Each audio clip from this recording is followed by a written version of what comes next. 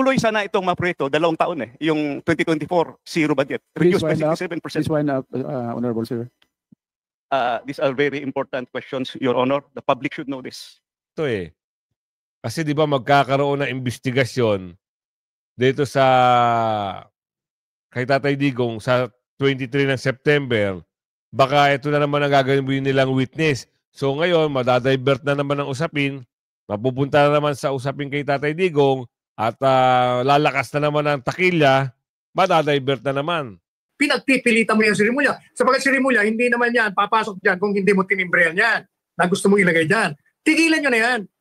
Meron ka pang halos 3 taon pa o mga 2 taon mahigit upang makarecover ka para yung tatay mo ay maging proud sa'yo. Sayang ka, sayang. Gawa ng bagong Pilipinas, korupsyon, ibalik ang droga, ibalik ang kaligutan ng ating bansa. Yan ang nagawa ng bagong Pilipinas ni Bongbong Marcos. Ito na, nagkalintik-liktik na ho. Damay-damay na sila. Maski itong si Kim Bulot, ngayon ay paiimbestigahan na at haharap ngayon, at magpapaliwanag sa 20.6 billion na nawawala. Mantakin nyo ha. Pati itong si E.S. Bersamin, bumatikos na rin sa kamera. Ayan na ang sinasabi natin. Rambula na ito. Puro rambol na mangyayari dito. Ang dating magkakampi, ngayon ay magkakalaglagan. Bakit? Mismong si Bonget, si Pinsan, parang asar na dito sa nangyayari. Hirap na sila ipagtanggol eh. Hirap na ipagtanggol ito si Bonget dahil sa ginagawa ng kanyang sandpit at itong mga aliporis niya. Kawawa naman. Masisira ang pangalan. Marcos versus Tambi. Nagbigahan na. Nagbinggahan na pala. Tama si PRD noon. Abangan natin yan mamaya. Pasok natin itong kay si anong pangalan na ito? Si Garma. Andito na pala sa Pilipinas. Ano naman kayang bagong script ang gagawin? Namataan. Naalala nyo ba yung usapin doon sa nilaglag niya?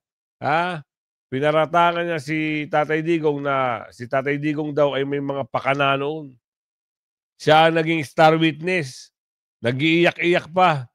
Pagtapos ng 10 buwan, ito na. Nagbabalik Pilipinas. Kasi bakit? Nakakulong na si Tatay Digong. Hindi siguro na nag-grant yung interim. Hindi. Tama ba? Yung asylum. Baka hindi nag-grant yung asylum. Kaya nagbabalik Pilipinas. At aabangan natin. Baka ito na naman ang gawing witness dito sa ICC. Kaya pinatawag para pagtakpan na naman itong usapin sa flood control. Ganyan naman sila eh. Pasok natin, Stella Kimbo. Kung wala si Zaldico, nandiyan naman si Stella Kimbo. It's your time to shine, Stella Kimbo. Pinagpapaliwanag na si Stella Kimbo sa 21.6 billion na pondo sa baha para sa NCR at iba pang lugar noong 2024 na bigla na lang nawala. Ito ay ibinulgar ni Representative Isidro Ungab, mga taga Metro Manila, Marikina, Cagayan de Oro at Abra noong 2024 sa ilalim ng NEP o National Expenditure Program. Ang nabanggit na lugar ay may pondo na dapat para sa flood control galing sa Foreign Assistance Program at ODA or Official Development Program at GAA o General Appropriations Act na nagkakahalaga ng 21.6 billion para sa 2024. Pero paglabas ng General Appropriations na pinirmahan ni BBM, lahat ng pondo sa baha nagagastos na ng foreign assistance at pondo ng gobyerno na nagkakahalaga ng 21 billion pesos mahigit noong 2024 ay nawala sa GAA. Yun ang sinasabi. Parang merong nagsalita rito, parang pinaliwanag, tama kami. Pero pagdating dyan, bakit hinokus-pokus? Ayun na, laglaga na ito. Makakatikim ito pag pinaharap na sila lahat. Ayan naman ang gusto natin eh.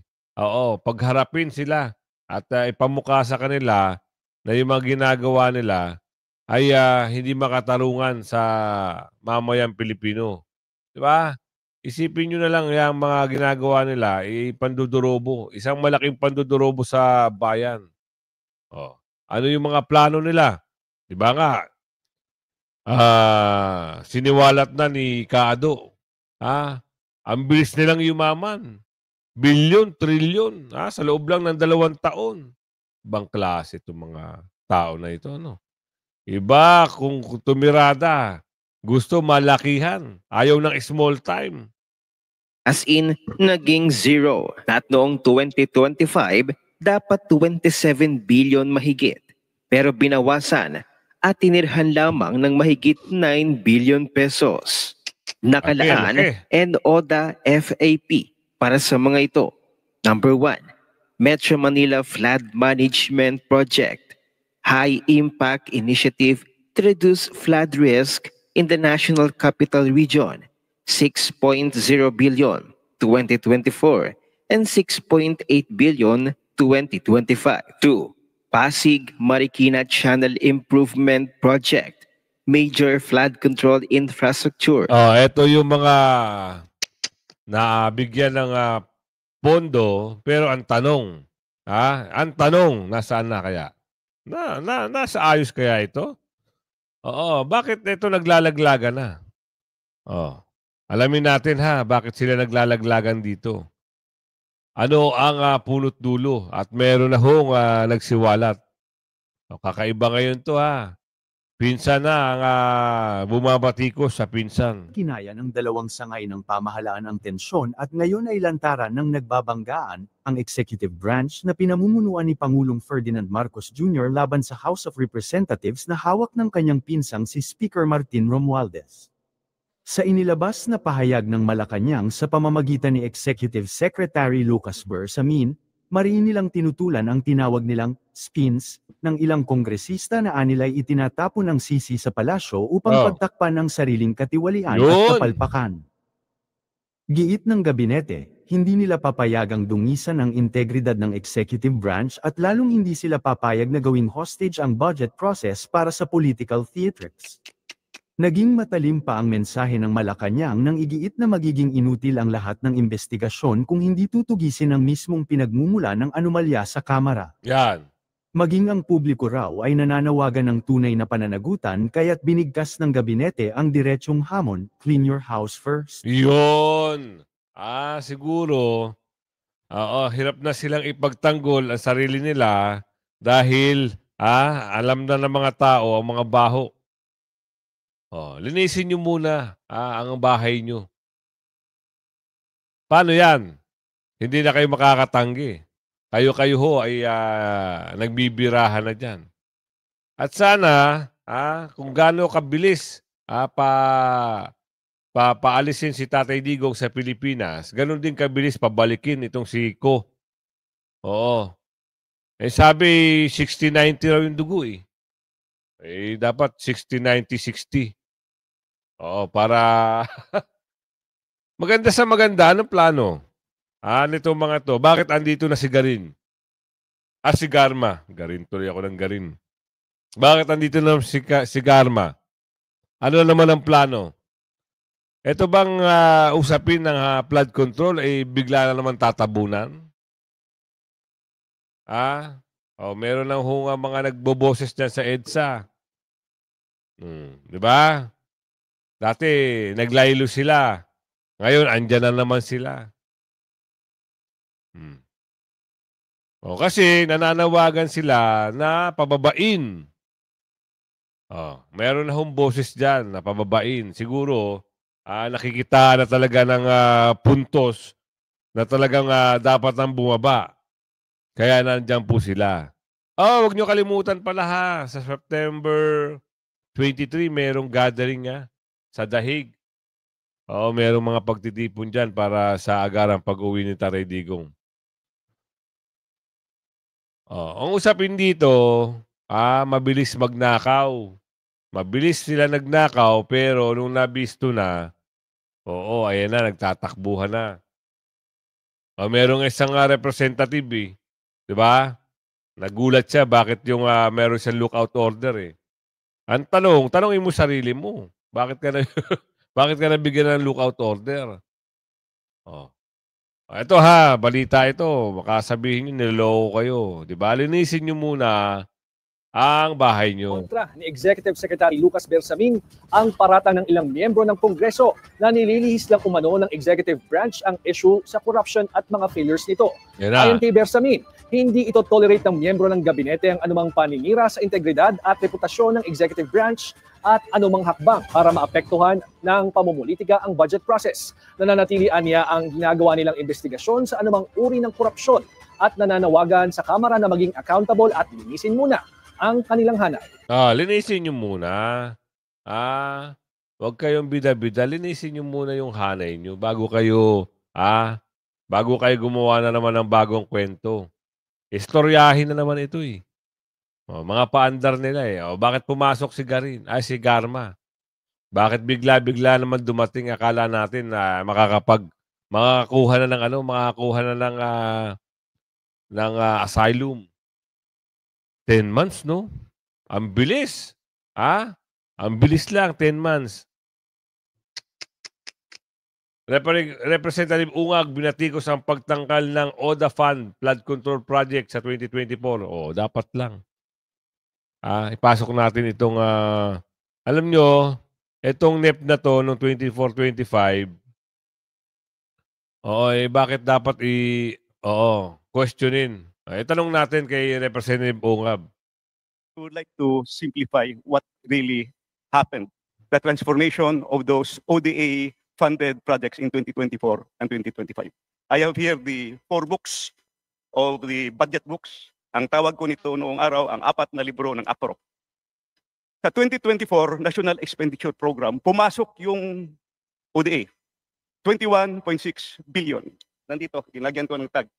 11 projects.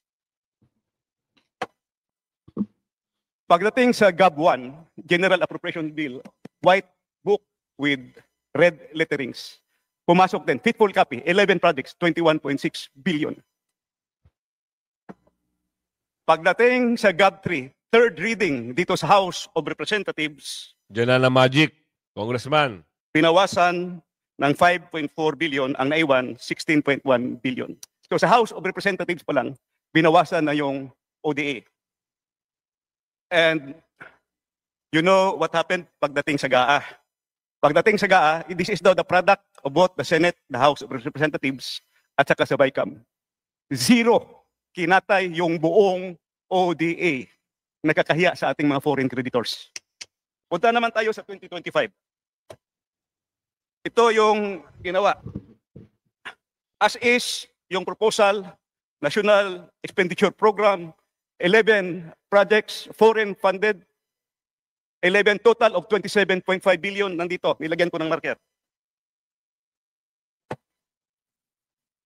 GAB 1, first reading, faithful copy, nandito yung 11 projects, total of 27.5 billion.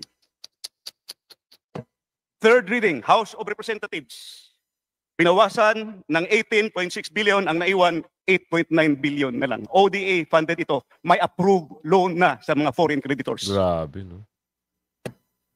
GAA 2025. In fairness to the other house, to the Senate, binalik nila yung 300 million. So yung 8.9 na naiwan dito sa House, naging 9.2 billion. Walang binawas pagdating sa Senado, pero ang overall total, ang nabawas is 67% of the flood control budget, which are big ticket. Pag sinabing big ticket, malalaki ito. These are the, kung baka super highway, dito dadalo yung maliliit. So what happened to the ODA projects? It's very simple. Tingnan nyo lang. Nawala yung big ticket projects at nagsusulputan na parang kabuti yung maliliit na projects. Makita nyo yan sa budget. In other words, gi-chop-chop yung ODA foreign funded projects pumunta sa maliliit na mga proyekto. So, sino ang members ng chop-chop gang dito? So, I have 3 questions for DPWH. Booking and First question ko, kung natuloy sana itong mga proyekto, 2 taon yung 2024, zero budget. Reduced by 67%. Please wind up, Honorable Sir. These are very important questions, Your Honor. The public should know this. first question ko, kung natuloy itana itong mga proyekto na ito, could Ganda. have this help solve the problems in Metro Manila? Kasi nandito yung Metro Manila Flood Control Project Tama. at saka yung Pasig Marikina Channel Improvement. Second, sayang wala si Secretary Bunuan. I'm going to ask him sana dito. Did Secretary Bunuan reported this to the President? Kasi kung 2024 pa lang, na zero na yung ODA, sana hindi na mangyari yung 2025. Di ba? Last question para sa DPWH. Can we still avail of those loans? Kasi nagbayad na tayo ng commitment fee. So, Secretary Vincison, I know you are a finance guy also. Sayang yung long term, kaya nga malalaki yun, big ticket, long term project. Saka ito may study talaga, kompleto. Pwede ba natin i-re-avail yun? At saka yung maliliit na project, yun na lang gawin nating Government of the Philippines counterpart. I hope we can do that. So, yun po, yun lang po ang matanong ko. Sana meron pa akong isang question, hindi ko na lang idagdag. Let's hear from DPWH, Madam Chair. Thank you very much, Honorable Sidungab. Sir, tama po kayo, no? Napaka-importante po ng ating mga flagship projects, no? Gago na po yung mga foreign funded projects, no?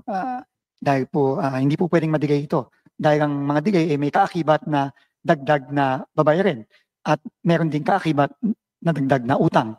Kaya po talagang priority po yan at pipilitin po namin, no, na siguraduhin na makahabol tayo ngayong 2026 dito po sa ating mga foreign assisted projects. Kamukha po ng Davao Samal Bridge, halimbawa. No, kamukha po ng mga bridges natin dito sa Metro Manila. Meron din pong flood control na foreign assisted project dito sa Metro Manila at sa ibang mga lugar. So, makakaasa po kayo na pipigit po namin i-preserve at kung kaya po talaga pong pataasin pa ang appropriation natin para sa mga foreign assisted projects. Ano lang, Secretary, no? Bigyan mo ng pag-asa itong panukala ni Kong Ungab. Maganda, ha? Kung wala lang durobo, maganda ang Pilipinas. Kaya number 1 talaga, sibakin ang mga durobo para umunlad. Wala nang mga congressman. Alisin na yan. Kayang-kaya yan ng mayor. Totoo ba? Kung hindi din durobo ang mayor, kaya. Pero mas maganda niyan, gayahin na lang nila yung pamamalakad ng Singapore, Hong Kong. Yan, gaganda. Ito na Ito yung drama noon Madrama ito, tapos biglang nag-disappear. Nabalitaan na lang natin na sa Amerika na. Ngayon, bakit biglang bumabalik? Sistema, yung general structure at saka flow ng communications at saka flow ng monetary considerations, pero hindi kakasama sa sistema. Hindi ako makapaniwala doon, Madam Ama. Now, itong si Bactat, Serbo, and Palma were already dismissed, I think, this year, right? Yes, Mr. Chair. Sa dami ng kaso nila. They Yes. were dismissed administratively because of the administrative cases filed against them. Would that be correct? Yes, Mr. Chair. Yes. Now, dito sa diagram, kilala mo ba lahat yung mga tao na nandito? Dito sa ginawa mo? Opo, Mr. Chair. Except for alias Muking? Sir, I was really trying to recall her first name talaga. Honestly, Pero yung first name, in other words, you knew her last name. Espino or Espina, I wasn't sure. Pina-research ko rin po yung kagabi, hindi ako nabigyan ng sagot po. That's why it's a public knowledge naman And when you say Muking. How did you come to know that the money came from her office going to a certain Mr. Pedro Parungo? Sinabi po ni Pedro, sir, yung pong sinabi ko na kumakamot siya ng ulo, sabi ko, oy, bakit? Sagot niya sa akin, problema ako ma'am kasi marami ng pera pumapasok sa account ko, nasisita na ako. Ito yung mga ganapan noon. Pero ngayon, bibigyan ko kayo ng isang footage, image, na eto na siya ngayon. Nasa Pinas. Nasa Pinas na. Balik Pinas ho, si Garma. Ano kaya ang bagong role at gagampanan nito? Kasi nakakapagtaka, akala natin nandun na siya. Hindi na siya babalik. Baka may contract signing na 10 months di umano. Kakaiba ngayon ang istoryahe Iba ang script ngayon Punta Amerika, babalik ka. Hindi ka pwedeng makakuha ng asylum doon. Basta babalik ka. Oo. Pag napakulong na natin si Duterte, within 10 months daw, di umano, at kung ito man yung script, ito na. Kailangan bumalik ng Pilipinas. Baka kaya naman pinatawag, di umano, kasi meron malaking problema nasasangkot itong mga Congress, contractor. Baka ito na naman ang solusyon nila. Meron naman silang, baka ICC na naman ang tumbok nito eh. Kasi di ba magkakaroon ng investigasyon dito kay Tatay Digong sa 23 ng September, baka ito na naman ang gagawin nilang witness. So ngayon, madadivert na naman ang usapin, mapupunta na naman sa usapin kay Tatay Digong, at lalakas na naman ang takilya, madadivert na naman. Wala na naman yung flood control, tapos na naman ang issue ng flood control. Ganun ba yun? Tanong lang. Kaya yung ibang ating mga kababayan nakasubaybay, lagi. Hitik na hitik sa takilya, pag andito na naman ito at magtitistigo at magiging star witness pa dito sa usapin sa ICC. Naku. Baka ito yun Alin Ledesma, ito ba yun? Naku. Eto, dito tayo kay Atty. Sal Panelo. Alam naman natin ito yung magaling na mama, magaling na abogado. Ano yan? Attorney, nagpahayag ng saloobin sa JBC na nawagan na rin kay BBM na bitawan na. Ano yun? Sa Diyos sa Pilipinas kumahal, Marie Gonzalez, SMNI News. Attorney Sal, ano masasabi mo doon sa balitang yon? No, alam po ninyo, alam na natin na talagang ang intensyon para ilagay mo dyan si Rimulya. Kasuhan si BP Sara. Gusto nilang pilayin ito, gusto nila ipakulong ito, gusto nila i-convict ito para hindi na makatakbo ito sa 2028. Yan talaga ang plano.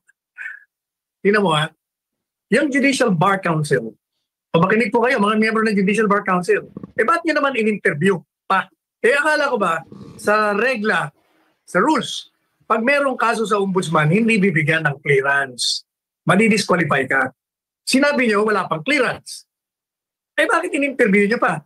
Kung walang clearance kasi, you are disqualified to be a nominee. So, yung mga qualified, padadaanin sa mga interview sa Judicial Bar Council, tapos sila magre-recommenda sa kanilang shortlist kung sino ang pumasa sa kanila.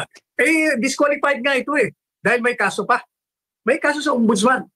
Kung ano-ano mga ginagawa nilang dahilan. Kaya siya daw i-dismiss ng ombudsman. Kasi may bago silang, pinalitan nila si Castillo ng ombudsman. Kumuha sila nitong Vargas na magiging acting ombudsman. At ang balita nga, itong si Vargas, i-dismiss ang kaso.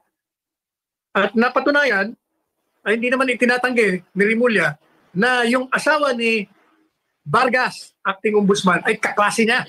Kaya dapat hindi si Vargas ang mag-resolve nung kaso ni Rimulya sapagkat may conflict of interest. Bakit hindi siya nag-recuse? Masyadong maliwanag, nagkukutsabaan kayo lahat para may pasok yung si Rimulya. Nako, yan na. Kaya dapat hindi nyo ipagpilitan si Rimulya, Mr. President. Talaga bang ikaw gusto mong sirain ang sarili mo? Ang hirap mong ipagtanggol. Kasi nga ikaw gumagawa mismo ng kalokohan mo. Kalokohan nila.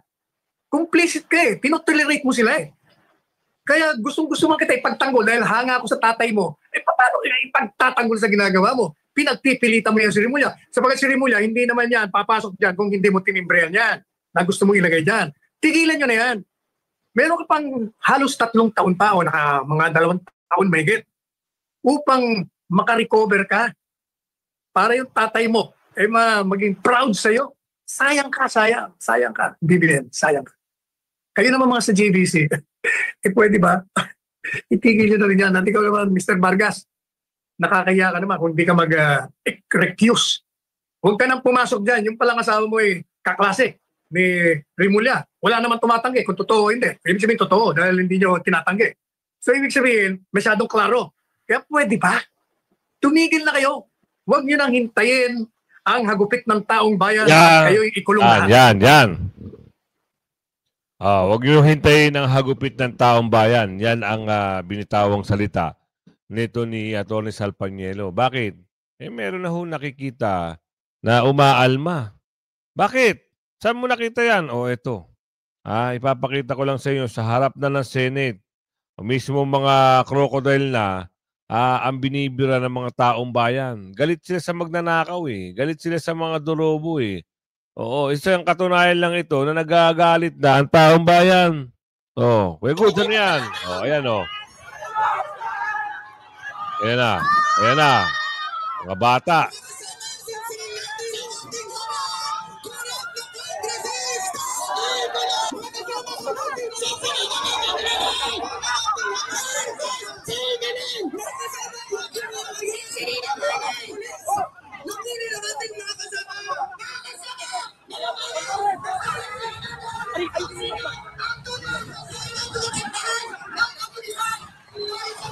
House of Representative pala to, hindi sa Senate, ha? Oo, tuloy. Ako, hinuli na. Ayan na, dinampot na. Nanggulo kasi. Sa sobrang galit ng mama, siguro gumawa ng komosyon. Ayan na siya. Ano sunod nito?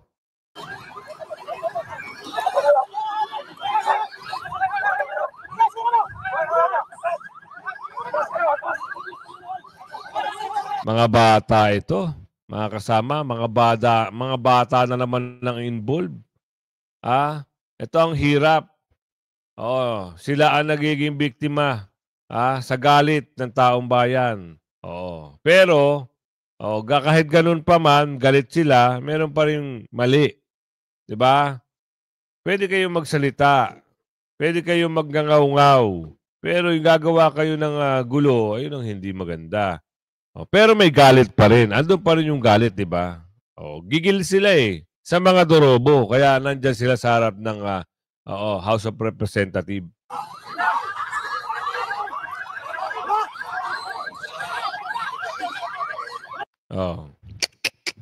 Kahit itong batang ito na nasa EDSA Shrine, may boses na rin ho. Nagsalita na siya patungkol dito sa nangyayari sa mga tao ng gobyerno. Tuwan-tuwa sila, na kumakaban sila, samantala ang mamayang Pilipino, gutom at naghihikahos sa kahirapan. Alamin natin to. Bagong Pilipinas, ito na yung bagong Pilipinas ngayon. Ang nagawa ng bagong Pilipinas, korupsyon, ibalik ang droga, ibalik ang kadigutan ng ating bansa. Yan ang nagawa ng bagong Pilipinas ni Bongbong Marcos. Siya mismo may hawak ng drugs eh. Siya mismo may hawak. Bongbong Marcos eh. Ang nakakapagtaka bakit hindi kasi siya pumapayag ito mga ibang politiko sa panukalang batas ni Robin Padilla na kailangan magpa-drug test ng lahat ng mga nakaupo sa government. Sila mismo. Ayaw rin nilang pumayag na ibalik ang death penalty sa mapapatunayang kurakot na politiko. Sila ay mismo ang unang mamamatay sa sila elektrika. Ang unang-unang mamamatay sa sila elektrika, si Congressman Abante. Nako, yan na. Susunod si Chaldico. Susunod si Martin Romualdez. Si Rita Hananeta Marcos. Pati si Unti Bayros. Kasama si BBM. Dapat ilagay sila sa sila elektrika. Kaya dapat na maupo ang mga Duterte. Bakit? Ang mga Duterte, may mga nagagawa Hindi magnanakaw. Akalanin mo, iniimbestiga nila, 125 million lamang. Samantayan yung kay Zaldico na budget na ninakaw niya, 500 billion. Kay Martin Romualdez naman, 500 billion. Bakit hindi itinatawag sa House of Representatives? Yun! Bakit Tama. Bakit? Ni Risa. Senator Risa, Unti Bayros. Taga-papahin. Napakarami nilang nilakaw Samantala. Yung mga nag-apply sa ombudsman. Si ano yan? Kasi yung Remulla. Si Remulla na gusto niya ang hawakan ng ombudsman. Kasi alam niyo na, kasi ang unang hindi ako nakakalimot kung sila magpapalit sa sa Comelec. Papalitan niya si pero si George Garcia. Ito lang gusto niya kasi Siya ang hawak sa lahat ng botante. Ngayon, ang papanalo nila lang ang gusto niya. Ngayon, hindi lumusot ang plano na yon. Ngayon naman ang gusto niya magpa-appoint sa ombudsman. Tanga para daw mas mapabilis ang impeachment kay Bibi Sara. Napakawawalang hiya ng mga yan. Bakit sila sumusuway sa Supreme Court? Ang Supreme Court mismo ang nagsabi na itigil at ibasura na ang impeachment kay Bibi Sara. Pero ang mga buhaya, nilalabanan nila ang Supreme Court. Napakawalang hiya ninyo. Pinakataas-taas ang hukuman sa Republika ng Pilipinas, susuwayin ninyo. Sino ba kayo? Mga buhaya. Nakasandal sa ano eh. Kay Bangag eh. Nakasandal sa adik eh. Ang nakakalungkot pa dyan, yung mukhang unggoy na si Tory. Ay, bumalik na sa ano nila, sa probinsya nila. Bumalik na sa probinsya nila. Kasama niya na yung mga pinsan niya, kapatid niya. Oo. Natawa ako nung meron siyang sinabi na walang adik na pogi. Ibig sabihin, parang inamin ni Tory na siya mismo adik. Kasi hindi naman siya pogi eh. Tapos nagreklamo si Bongbong Marcos, ba't kasi nagtinira ni Tory? Ang masakit pa dyan, ginamit lang siya ng administrasyon. Ginamit lang ng administrasyon. Ngayon wala na siyang pakinabang, tinanggal na siya sa posisyon. Ang sakit sa pakiramdam nun. Oo. Ngayon, kawawa si ano, dahil wala na siya sa Cristo, dahil nagigil ang taong bayan sa kanya, kailangan magtago na sila kung pamilya. Sobi na natin ng Malacanang. Dapat. At pababain na sa pwesto ang mga politiko na yan. Hindi tayo dapat matakot sa mga baril nila. Hindi tayo dapat matakot sa mga posisyon nila. Kasi kung hindi dahil sa atin, wala siya sa posisyon nila. Oo. Ako halos sa lahat ng rally, nandun ako. Nagsasalita. Noong rally natin dito, sa EDSA Shrine dito mismo, nagsalita rin ako noon. Pag uwi ko, hinabol ako ng mga hampas lupa. Akalanin mo, papakulong nila ako, wala naman akong kaso. Almost 8 months ako nagtago dahil hinahanap ako. Sinasabi pa nila, bayaran ako, di piso wala akong bayad. Binayaran ako ni PRRD doon sa magandang loob niyang ginawa niya sa ating bansa. Hindi pera ang binayad niya sa akin. Hindi pera. Oo, yun man lang kaligtasan natin, malaki na yun eh. Malaking bayad na yun para sa atin. Pero hindi ako matatakot. Ngayon nandito na naman ako, lumabas na naman ako. Kaya thank you sa ating lahat. Kaya dapat mamaya 5:30 sa lahat na nanonood ng mga Pilipino, pumunta kayo dito sa EDSA Shrine, sa Robinson Galleria para ipakita natin sa mga buhaya niyang hindi nasisindak sa kanilang mga sungay. Nako, yan na, ha? Mga kasama, may boses na ho, na nagkakaroon na naman ng boses dyan sa EDSA Shrine at nagkakaroon na uli ng pagtitipon, para nga dito, ipahayag ang kanilang mga saloobin. Kung kayo ay mayroon time, sabi ni Kuya, bahala kayo. Desisyon nyo yan, kayo magdidesisyon. Pero kung alam nyo sa puso nyo, ang paniwala nyo, na talagang, anong tawag doon? Taos puso ang paniniwala nyo sa mga Duterte, why not? Diba? Oo. Paramdam nyo. Nasa inyo yan. Kayo ang magdidesisyon yan. Hanggang sa muli, kung umabot kayo sa video na ito, ayan. Like and share, Bye-bye.